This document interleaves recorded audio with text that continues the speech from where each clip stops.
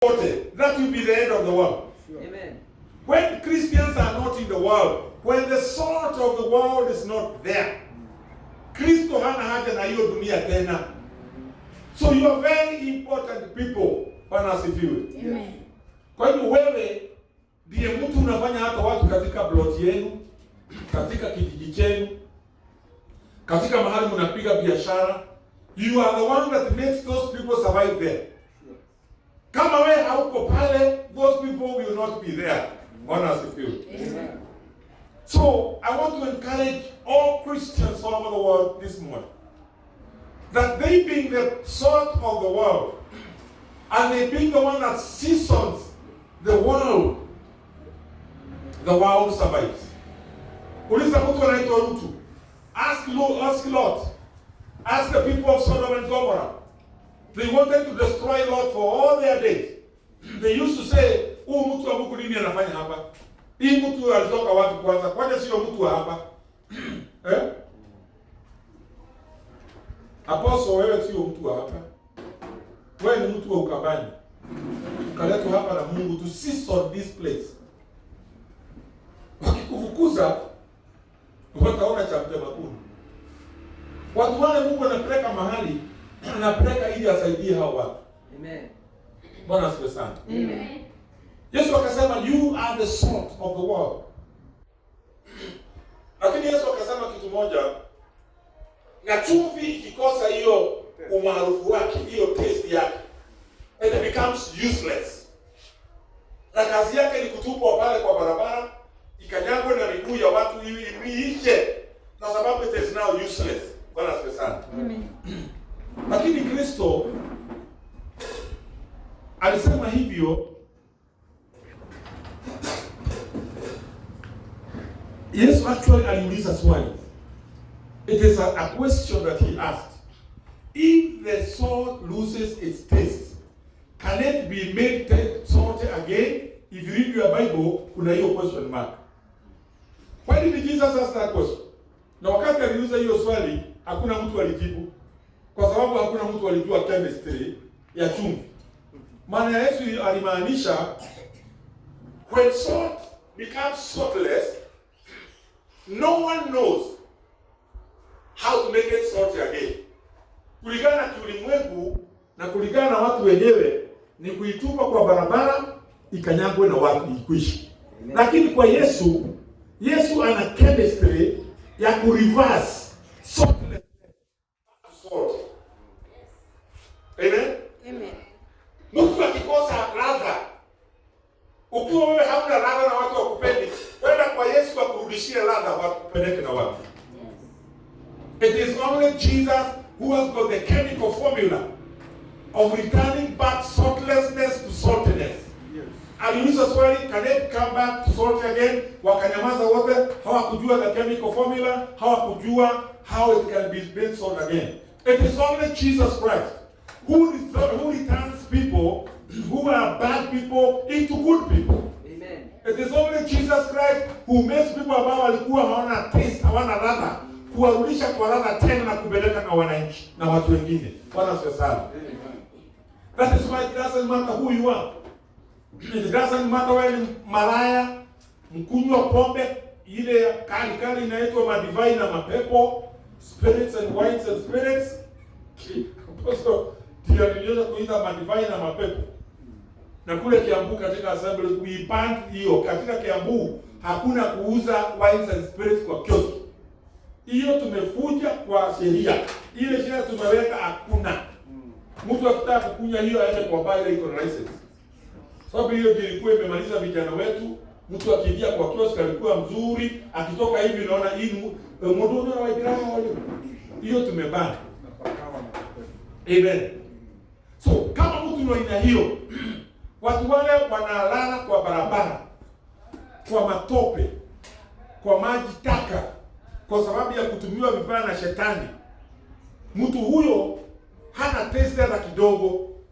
Unaweza kumwona ni mwanaume maridadi mzuri, lakini hata akiwa mwanamume mzuri, hakuna mwanamke anaweza kumtamani au amuoe awe bwana yake. Why? Because he is tasteless. he is useless. But there is only one man who is known all over the world who can change that kind of a character of a person to be a character that can be even loved by a woman. Na kubali amuoe awe bwana yake. Jesus Christ. Amen. Amen. Amen. Mimi nimeishi kuona watu wengi wabaya ambao wametumiwa na shetani na kuachiwa na shetani. I have lived to see them converting from uselessness into somebody very useful. I have lived to see that those people. I have a testimony ya kuona watu ambaye ulala wao, uchumvi wao ulikuwa umemalizwa na dhambi na shetani, na Mungu akairudisha akawa watu hata wanawakuwa mabishop, mapasta, elders of the church, church men and women. It is only Jesus Christ ambaye ana uwezo huo. Bwana asifiwe sana. Amen. So kazi yetu ni kuwa lala kwa watu wale wako hapa nchi. Ukiwa Mkristo, don't be useless kwa watu. Wacha watu wakuje kwako kuomba mawaidha, kutafuta msaada, kwa sababu mtu akija kwako usaidika. Why? Because you are the salt of the world. Bwana asifiwe. Lakini ukiwa huwezi saidia mtu, hata awe na shida, nasema kwenda kwa yule na kukaa ni the same. Bwana asifiwe sana. Amen. So you must be tasteful to the world, to the people, kwa watu wale ambao mna wao. Bwana asifiwe sana. Number 2, nikienda haraka. Hata Mungu mwenyewe, you must be tasteful to God. It's not only to the human beings or kwa watu wa dunia. Hata Mungu mwenyewe ni lazima asikie ulala wako kwa njia ya kiroho. Ukiwa hauna taste kwa Mungu, the Bible says in the book of Revelation that if you are neither hot nor cold, he does not entertain lukewarmness. He spews you out. Kwa hivyo hata kwa Mungu unataka uwe na uladha wa chumvi. Bwana asifiwe sana. Amen. Kwa hivyo nyinyi ndiye chumvi ya ulimwengu. Madhani ya roho. Amen. I was looking at the rows of chumvi na nikaona if you Google the rows of salt, I read so many rows of salt. One of the rows of salt is to preserve food. Ukitaka nyama zikae sana, uweke kwa cupboard ama kwa fridge, uweke chumvi namna hii. 1 week later, that food will still be fresh. Why?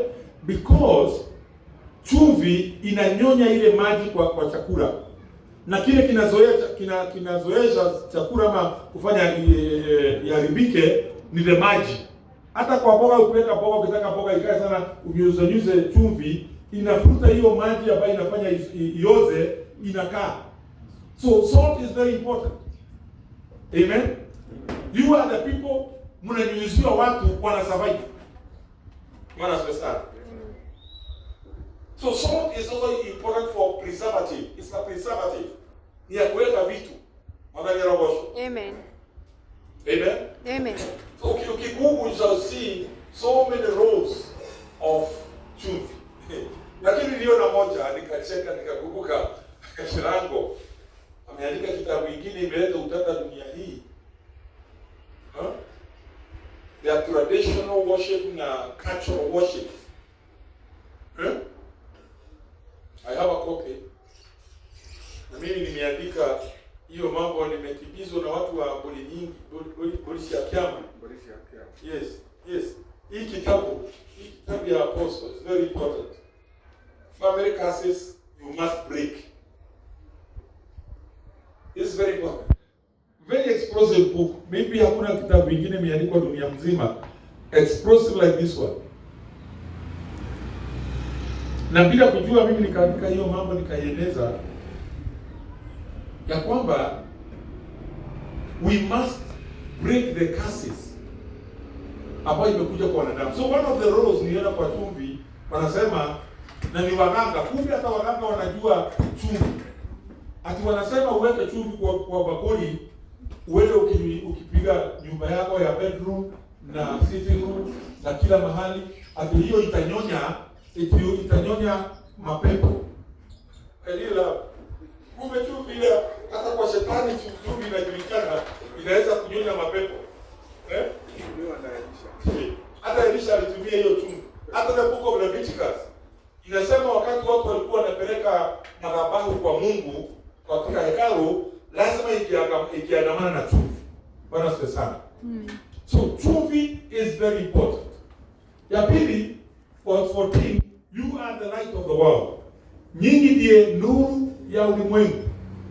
Wakati tunaenda crusade hapa Kabati, tunahubiri the good news of the gospel of Jesus Christ.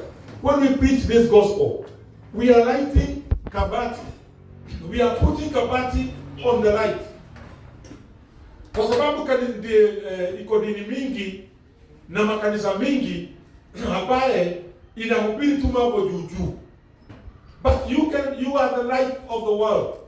Nyinyi ndio watu wa kumulikia watu na muambie mahali mko, hata kama umebatizwa, hata kama wewe unapokea sakramenti, hata kama wewe umefanywa nini, na watu wote wamepatiwa sakramenti zote, unabakisha moja ya wakati wa mafuta ya mwisho ya kufa.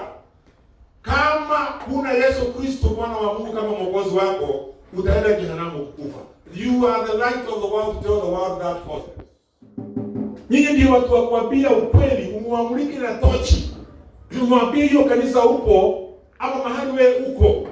If you are not getting saved, kama unangojea mafuta ya mwisho ya kupakwa na padri wako ama pastor wako ili ukufe, ukikufa bila kuokoka, wewe huendi mbinguni. You are the light of the world. Amen. Bwana asifiwe. Nyinyi ndio wa kuambia watu hivyo.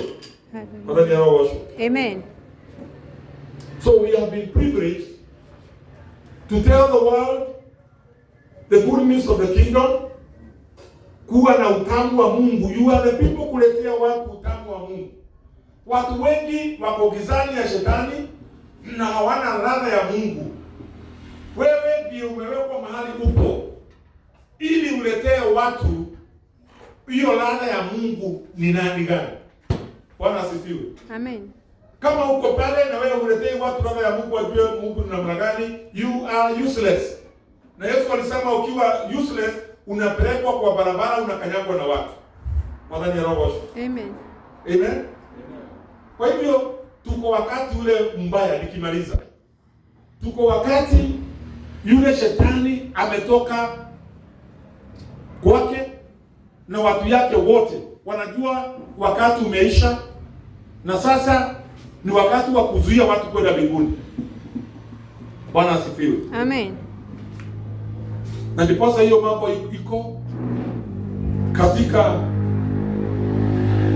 community yetu ya Wakikuyu, imekuja mambo hayo ya boli ya kiapo. Na mimi nasema hivi, if I can be listened carefully, culture na tradition na customs na rights za Wakikuyu ama desturi ya Wakikuyu sio baya, ni mzuri sana. It's okay. The traditions and culture and rights ya Wakikuyu na Wakamba na Waluhya na watu wale wa Jaluo, culture zao na rights zao na traditions zao na customs, they are okay. There is no problem. But the problem comes when culture and tradition and rights of passage na desturi zinagongana na Kristo na imani ya Kristo. If they collide with Christianity, that is where we Christians have got a problem with culture. Because given a choice between the Kikuyu culture and traditions, na desturi za Wakikuyu wetu, na desturi za Yesu, na Ukristo, I shall choose Christ, because that is where I have been born with the blood. Yes. So we say there is no problem with tradition and culture and customs and rights. But where there is a conflict between Christianity and the culture and customs, then Christianity and Christians will sit away from it. Amen? Amen. Because sisi kama Wakikuyu, vijana wetu wa vijana wanatahiri ni sawa hiyo. It's tradition. Na wale ukiratoimo kwati ati tuhieto tutigukiruai. God tuhieto ya tuki hapana. It's a good tradition. Ama lakini wasichana wa kwetu desturi ya Wakikuyu, and I know many cultures, we don't subject our female girls to FGM, female genital mutilation. We don't. Lakini kuna wale wana insist lazima ifanyike. That is why now Christianity corrects with it. Na tunaepuka. Amen? Amen. Sisi ni watu ambao tulitolewa kondoo. Sisi hatukutolewa mbuzi, sisi tulitolewa kondoo. Na sio kondoo, ni mwana kondoo. Na ni Mungu wetu, baba yetu alitutolea. Na damu ilimwagwa na ikamwagika. So, we cannot have another kondoo, another mbuzi na damu imwagike. That is the difference between us and the traditionalists. Because once damu imeanguka na imemwagika kwa nchi, there is a covenant. There is a covenant relationship. Sure. Na sisi covenant relationship yetu na Mungu is once and for all. Amen. That is the difference. And so, having known that, and having that light, and having that knowledge, it is our responsibility as Christians, as pastors, as bishops, to tell the people who are in darkness that damu ilimwagika once and for all, na ilimwagikia kila mtu, na hakuna ingine inastahili kumwagika, kwa sababu damu ya kondoo na damu ya mbuzi haiwezi kuondoa dhambi katika maisha ya mwanadamu. Amen. It is only the blood of Jesus Christ that can remove the sin, the stain of sin from humanity. And so don't be cheated. And people must be told the truth. And this is the light of the world. We are Christ saying that you are the light of the world. That there is no other blood. Say my blood. Blood. There is no other blood that can be used to forgive sins. There is no other blood that can be used to wash away sins. There is no other blood that can unganisha watu kwa covenant between them and God except the blood of Jesus Christ. Hallelujah. Bwana asifiwe. Amen. Na sisi hatuna uhusiano na spirits za wafu. The spirits of the dead relatives. I see them saying that we appease the spirits of the dead. Atutufurahishe mapepo yaliyokufa. Sisi wanakasirikia sisi nini? Ati hii tutoe dhabihu atawafurahi. Nini tumefanya ili wakasirike? Because I hear them saying that we are doing this to appease the spirits of the dead.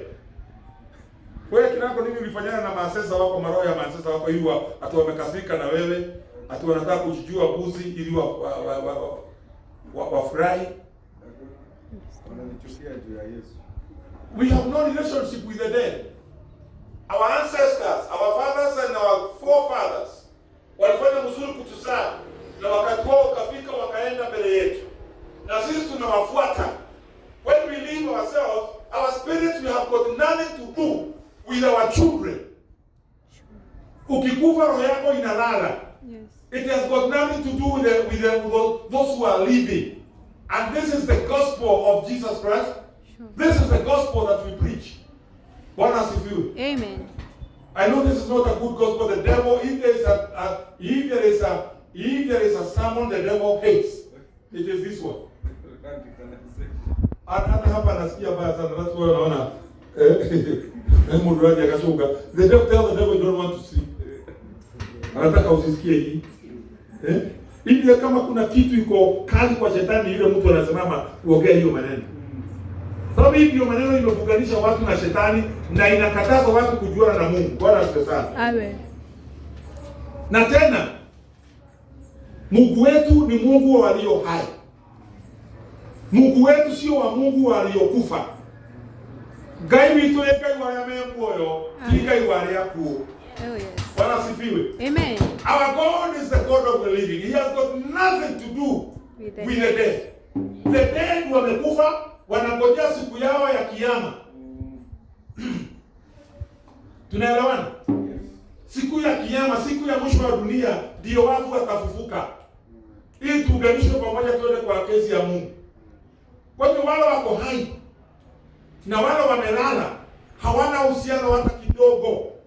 Kwa sababu hata Biblia inasema wale wako katika nchi ya wafu hawasikii kitu, hawajui kitu, hawaoni kitu. They have got no feelings, they have no conscience.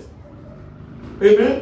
Amen. Wale wamekufa wakiwa ndani ya Kristo wako paradiso, mahali ya kupumzika, mahali pazuri pa kungojea siku ya mwisho tuende mbinguni. Bwana asifiwe sana. Amen. So it is our responsibility, brethren, to destroy the works of the devil. Na tunajua hii mambo tunaongea hii apostle umeandika kazi ya shetani. Hii ni vita kubwa sana umeanzisha ya dunia. This is the third world war ambao umeanzisha. So be prepared. Be prepared for the third world war. Bwana asifiwe. Amen. And we are going to do this and we are doing this with the power and authority from Jesus Christ. Amen. We know the devil is against us. We know the devil is angry. We know the devil doesn't want us to talk about this information. We know the devil doesn't want anybody to stand up and talk this message. But we are going to talk about it in the name of Jesus Christ of Nazareth. Amen. Satan, you must understand that we must now liberate our people from the darkness that you have locked them. Lazima tutoe watu kwa giza yako shetani. Katika jina la Yesu. Oh yes. So we are going to do it with the power and authority that comes from on high. Bwana asifiwe sana. Amen. Enough is enough. Na mimi naumia sana Wakikuyu wetu. Sababu Wakikuyu wetu ni kama wanarudishwa kwa mambo ya utamaduni wa kutokujuana na Mungu. Waletewe mambo ya utamaduni ingine, so that there is a disconnect between God and the people wa Kikuyu. And we say no in Jesus' name. Amen. We shall liberate our people. We shall liberate the Kikuyus from traditionalists and from culturalists in the name of Jesus Christ. Amen. Wakikuyu ni watu walijulikana wakiacha mambo wakienda kwa Mungu wanaacha kabisa.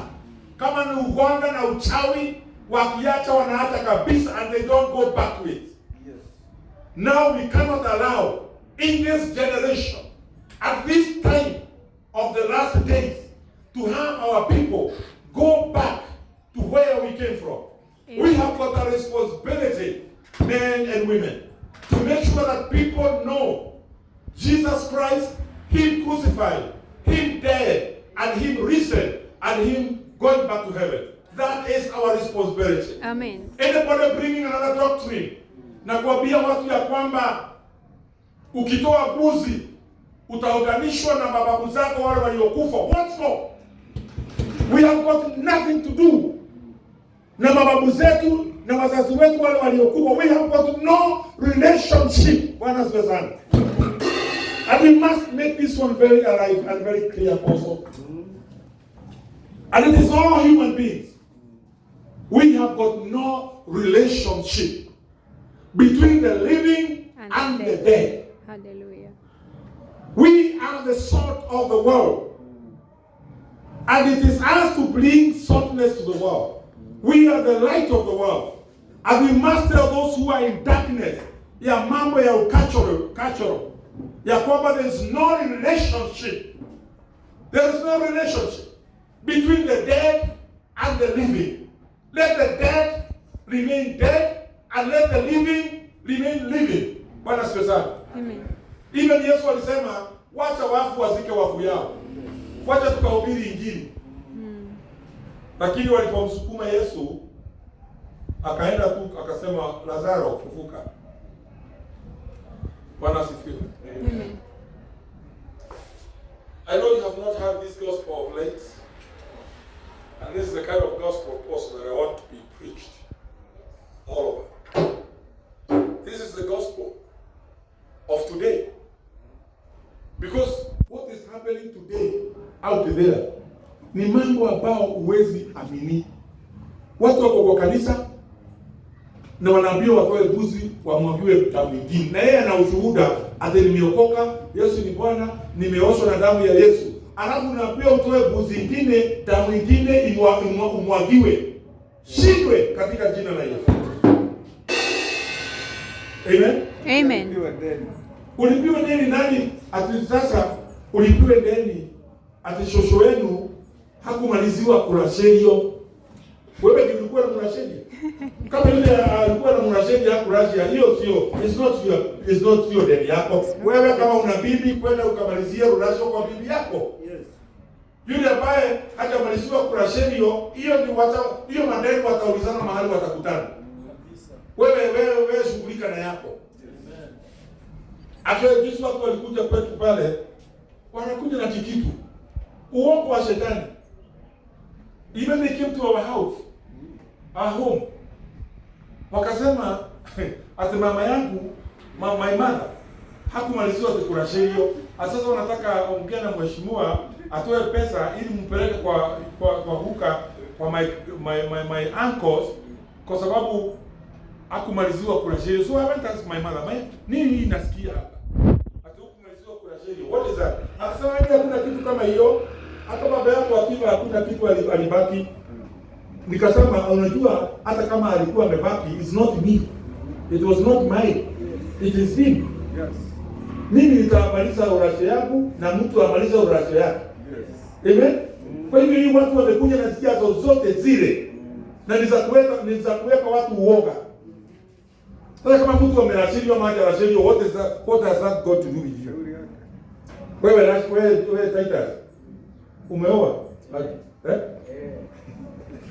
Kwenda urashidi bibi yako umalize. Hapana atia hata watoto wako ati unajua baba yako Titus hakumaliza kurashidi your mother. That's nonsense. Na ni wa Kristo wanafanyishwa hiyo maneno. Ni wa Kristo. Hata pastors, actually nimeshangaa. Even some pastors wameitwa kutoka hizo buzi. Mapadre wameingizwa katika hizo buzi.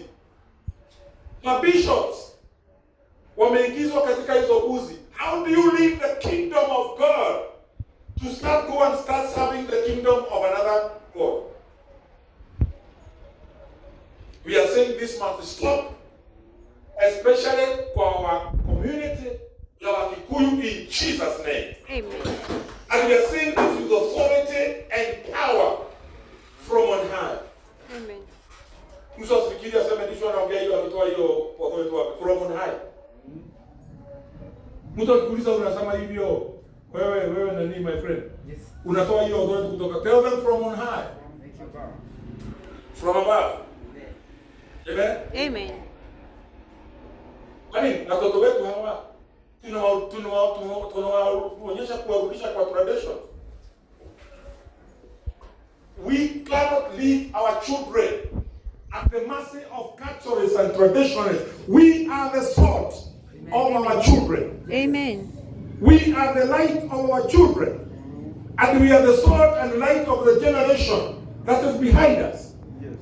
We are not going to leave them in the mouth of hyenas in Jesus' name. Amen. Our role and our responsibility is to take people to heaven. Shetani awe na notice ya kwamba tunaanza hii vita ya utamaduni na udesturi wa mambo ya nyakati uliokwisha. We are in a new world. Actually, we are in a new world order. And the new world order is Christianity, not mambo ya zamani. The Bible says, wakati hatukujua Mungu, wakati ambao hatukujuana na Yesu, hiyo mambo ilifanywa na ikafanyika. Hata wazee wa kitamaduni walikuwa wanaenda kwa mugumo, wanachinja mbuzi, wanamwaga damu, wakiomba mvua, na mvua inanyesha. Why? Because they didn't know. So the Bible says, when you are ignorant about me, ni Mungu anasema, when you didn't know me, I did not count it for you in your ignorance. But now that you know me, it is commanded everywhere that people must repent of their sins and come to know Jesus Christ. Hallelujah. Amen. So the issue today, Apostle, is one small element. Ni kakitu kadogo tu kameleta hii fujo. Kakitu kadogo ndio kameleta hii fujo. A very small item. Very small item, but very powerful. Ambaye Mungu ndiye anatumia hiyo item, na vile vile shetani anatumia that item. And this item is the blood. The contestation, ile vita na mashindano ni ya damu. Ni damu gani tutatumia? Ni damu gani ambayo itaoperate? Ni damu gani ambayo ina power? Ni damu gani ambayo itaunganisha watu? Ni damu gani? Hata hii ya buzi inasemekana ni ya kuunganisha wewe na mababu zako. It is to join you and people. But the blood of Jesus is to unite you with Jesus Christ and with God. Amen? Amen. So the issue is the blood. And now we have got a choice. Do we take the blood of goats and sheep? Or do we take the blood of Jesus Christ? The blood of Jesus. We know that the blood of goats and sheep cannot heal diseases. It cannot forgive sins. The blood of Jesus. I know, and we know that the devil hates this message. This is the message or that the devil hates. Hii shetani hapendi. Na hii ukija, shetani hataki watu wengi waisikize. But we are prepared. The blood is the issue. Let us stand. Naona watu wengi wote wanalala. I don't know about watu wote wamelala. Watu wote nimeona wasinzia. It's a spirit. I don't blame you. When you are singing, when you are doing things, hakuna mtu alikuwa analala. Wacha hii ikuje. One of the weapons the devil uses to make people sleep, so that you don't hear it. It's a very controversial message. But we are ready to pass it on. Whether people are ama waamke, tutaihubiri from now on. This is our declaration. Amen. That tumeanza vita hii ya damu ya Yesu. Amen. The battle of blood has just started. Yes. The blood war. Yes. Actually, Apostle, you can start writing another book. The blood war, or the war of blood. The contestation between the blood of Jesus and the blood of sheep and goats. Let us sing this song that the devil also hates. The devil hates this song. Oh, the blood of Jesus. He does it. He puts his, anaweka, shetani anaweka mikono yake kwa masikio asisikie kitu damu ikitajwa. Because it is the blood that breaks the yoke. It is the anointing of the blood that breaks the yokes. Oh, the blood of Jesus that washes and inspires now. Damu ya Yesu, damu ya Yesu,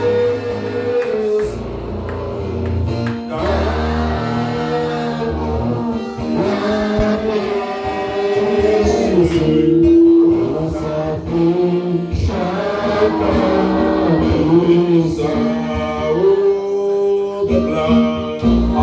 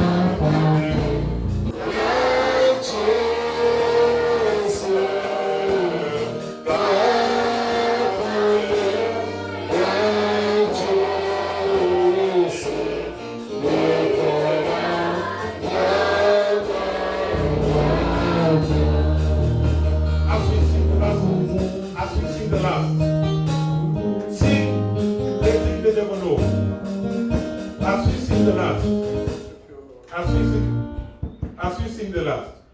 Iba hiyo wimbo ukiwa ni weapon unatolea shetani. Amen. Ile mambo yote magumu katika maisha yako, iba hiyo wimbo ukimwondokesha shetani damu ya Yesu. Amen. Amen. Wakati damu ilipakwa milango kule Misri, malaika wa kifo walikuja akapita. When the blood of Jesus is within you, insulating you, hii mambo itakuja na itapita. Kwa hivyo tukiimba wakati wa mwisho, sing it, it is for you. It is not just a song you are singing. Ni wewe unajiibia mwenyewe. Damu ya Yesu. Tell the devil there's a difference between this damu na ya kondoo na ya mbuzi zile zinachinjwa na kumwagwa. Just have that personal respect and honor for that blood of Jesus Christ. Amen. Tafakari kwa makini sana mambo ya damu ya Yesu. Hallelujah. So tukiimba hiyo wimbo kwa njia ya kimaombi, see how that blood has washed you, has washed your sins, has washed your past, has washed your stains. Hallelujah.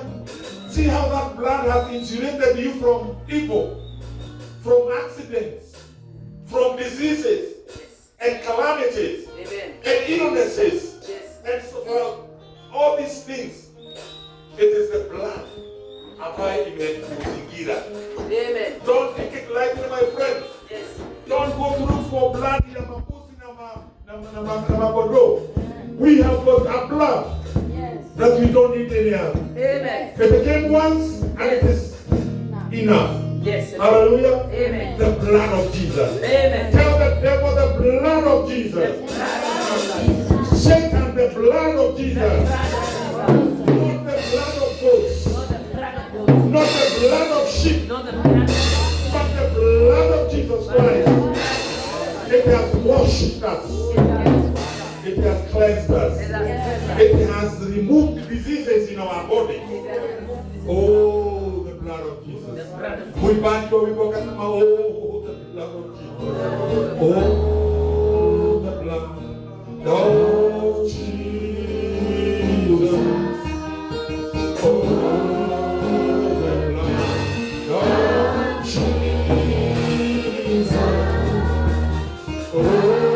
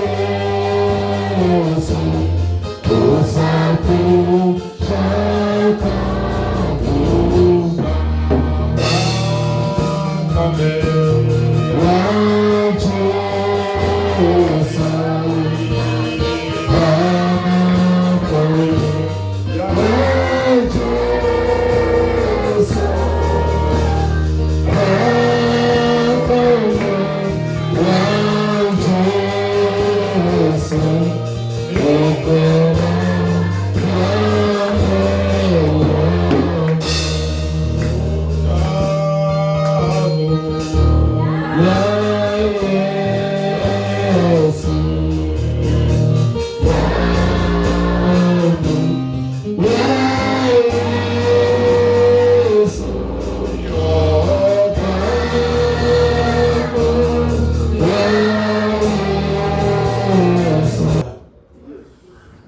Hallelujah. Tofauti yetu na walimwengu wengine, it is the blood of Jesus that makes us different from other religions. Amen. Including the traditional religions. Bwana asifiwe. Amen. Tofauti yetu na madini mengine yote ni damu ya Yesu. Yes. That makes us special. Yes. Hallelujah. Amen. Mama, tofauti yako na Wakristo wengine ni damu ya Yesu. Blood of Jesus. Sio kubatizwa vile ulibatizwa wakati mwingine. It is the blood of Jesus. Yes. Hallelujah. Tell the devil. Yes. The difference between me, Satan, na mambo ingine ni damu ya Yesu. The blood of Jesus. If there is something the devil hates in this world, it is the blood of Jesus. Yes. Ukiwa na shida yoyote, ukijipata uko shidani mahali, mention the blood and the devil flees away. Bwana asifiwe. Ukijikuta uko katika mahali pabaya, shout it, the blood of Jesus. It makes the devil real running away. Amen. He doesn't want to hear anything called blood. Amen. The blood of Jesus. Blood of Jesus. Sisi ni watu wa damu. Yes. Hallelujah. Amen. Sisi sio watu wa damu ya kondoo Yes. na mbuzi Yes. za kiutamaduni na kiudesturi. Sisi ni watu wa damu ya kondoo moja, mwana kondoo wa Mungu Yesu Kristo. The blood of Jesus. The blood of Jesus. Yes. Damu ya Yesu yatiririka. Hiyo inaitwa namba gani? Damu ya Yesu yatiririka. Yes, hiyo. Nenda. Damu ya Kalvari hata sasa yatiririka, damu yatiririka, damu yatiririka, damu ya Kalvari hata sasa yatiririka, damu yatiririka, damu yatiririka, damu ya Kalvari hata sasa yatiririka, damu yatiririka, damu yatiririka, damu ya Kalvari hata sasa yatiririka,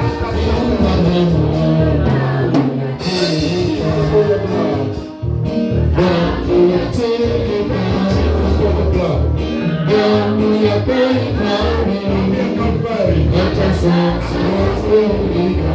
Hallelujah.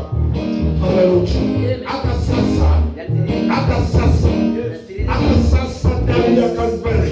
Even if it was done more than 2,000 years ago. Yes. Hallelujah. Amen. Even if it is over 2,000 years ago. Amen. Hata sasa yatiririka.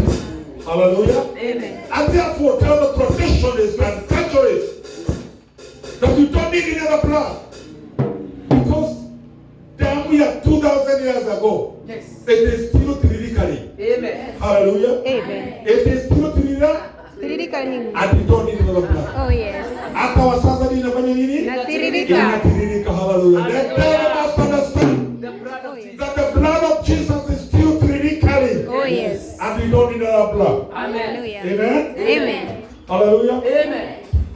Are we becoming now stable? Yes. Are we stabilizing? Very stable. Are we stable? Yes. Are we stable from the traditionalists? Oh yes.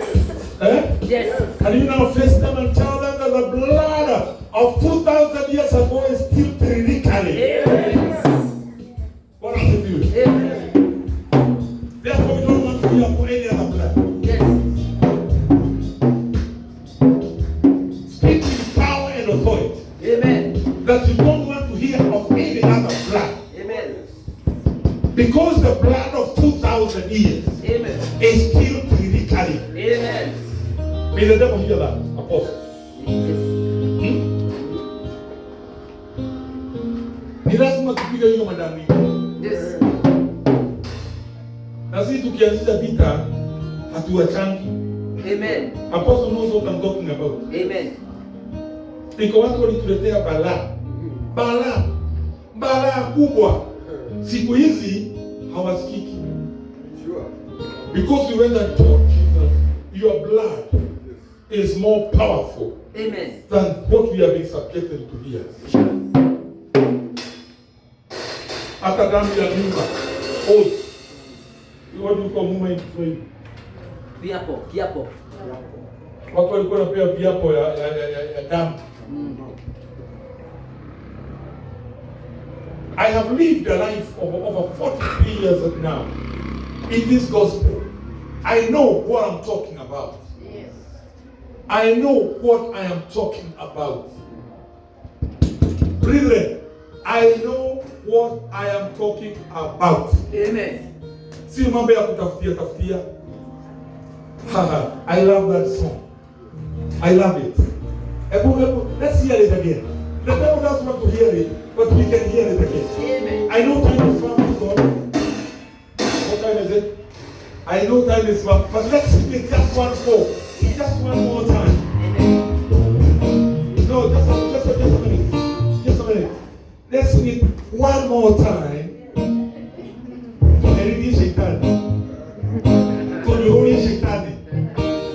Let us sing this one more time. That which the devil want to hear. Let's sing it again. Just one more time. Oh yes. Hallelujah. Amen. Just one more time. Amen. I mean, I'm not going to give you more than this now. Amen. But just one more time. Yes.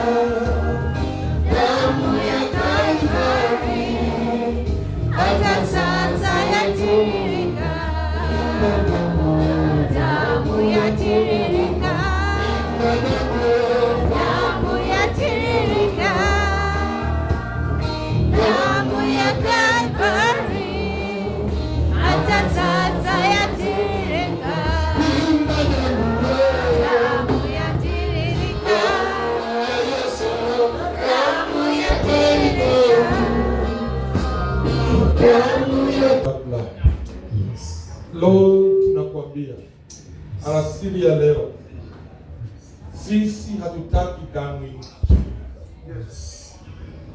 ya mbuzi na kondoo za utamaduni.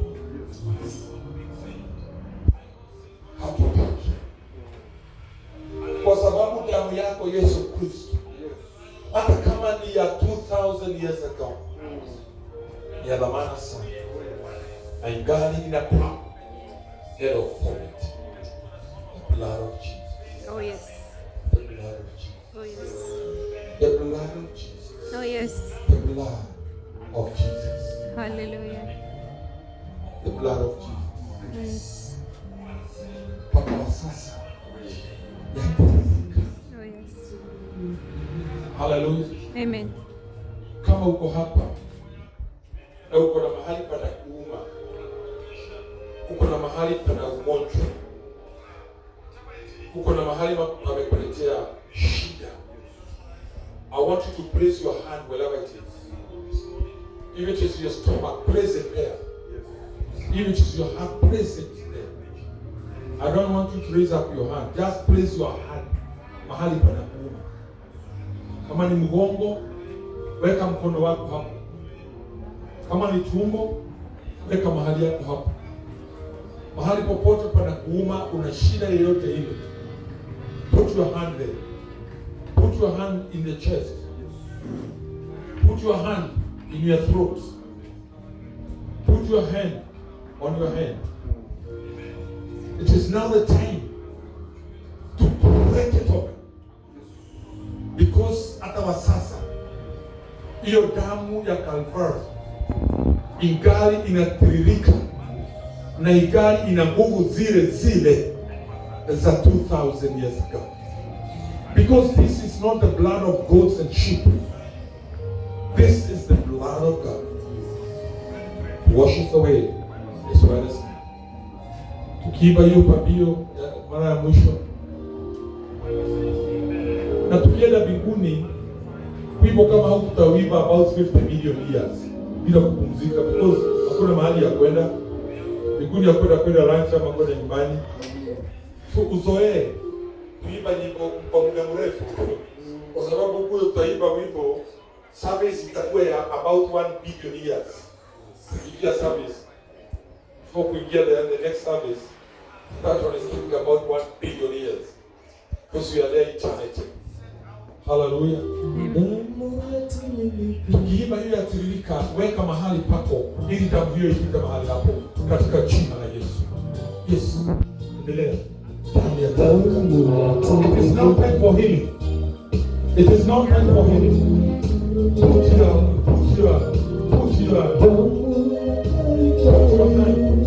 mahali unashika. It is time for healing. It is time for the blood to work now. By faith in Jesus' name. Kwa imani.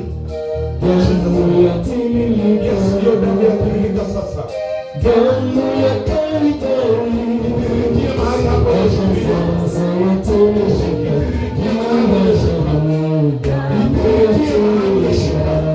Katika jina la Yesu.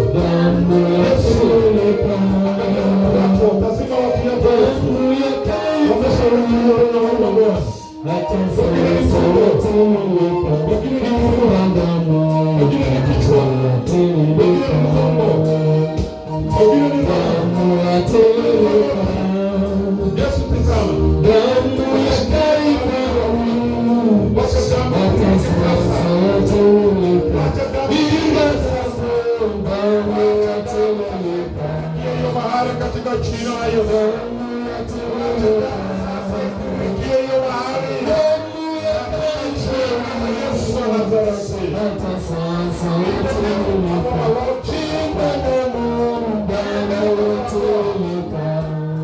In the name of our God.